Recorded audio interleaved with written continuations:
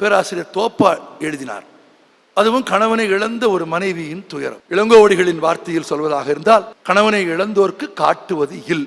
இறந்தவனின் இறுதி யாத்திரைக்கான ஏற்பாடுகள் நடந்து கொண்டிருக்கிறது. அவனை கொண்டு போவதற்கான மூங்கில் படுக்கை இருக்கிறது.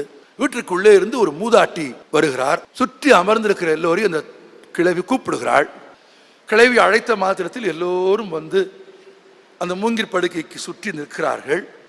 தான் கொண்டு வந்து தண்ணீர் இருக்கிற சொம்பை அந்த மூங்கில் படுக்கையின் காலடியில் அந்த மூதாட்டி வைக்கிறாள். தன் புடவை தலைப்புக்குள் கைவிட்டு கை நிறைய மல்லிகை மொட்டுக்களை எடுத்து எல்லோருக்கும் காண்பித்து விட்டு 1 2 3 4 5 என்று அழுதபடி தழும்புகிற சொம்பிலே இருக்கிற தண்ணீரின் மேற்பரப்பில் போடுகிறாள். கையில் மிச்சம் இருக்கிற மல்லிகை மொட்டுக்களை அந்த மூங்கில் படுக்கையில் போட்டுவிட்டு கதறி அழுதபடி தண்ணீரின் மேற்பரப்பில் மிதந்து கொண்டிருந்த அந்த 5 மொட்டுக்களை மட்டும் எடுத்து மடியில் வைத்து கொண்டு சொம்பு தண்ணீரையும் அந்த மூங்கில் படுக்கைக்கு முன்னால் கீழே தரையில் ஊற்றிவிட்டு கிழவி அழுதபடி உள்ளே போகிறாள். இறுதி யாத்திரை போகிறது.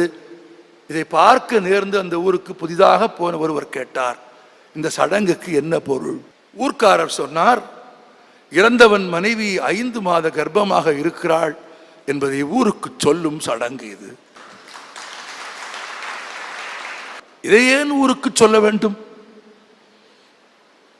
ஊர்க்காரர் சொன்னார், 5 மாதங்கள் கழித்தவளுக்கு ஒரு குழந்தை பிறக்கிற போது காலக்கணக்கு தெரியாத, கேலண்டர் புரியாத, படிக்காத ஒரு பாமரன் புருஷஞ்சத்து 1 வருஷம் இருக்குமா, இவ எங்கிருந்து பிள்ளை பெத்தான்னு நாக்கு மேல பல்லு போட்டு சொல்லிடக்கூடாதுன்னு இறந்தவனின் கருவை அவள் சுமக்கிறாள் என்பதை உலகத்திற்கு சொல்லும் பண்பாட்டு அடையாளம் என்று ஒரு பண்பாட்டு விழுமியம் இந்த வெள்ளந்தி மனிதர்களை தவிர உலகத்தில் எந்த கலாச்சாரத்திலே நீங்கள் பார்க்க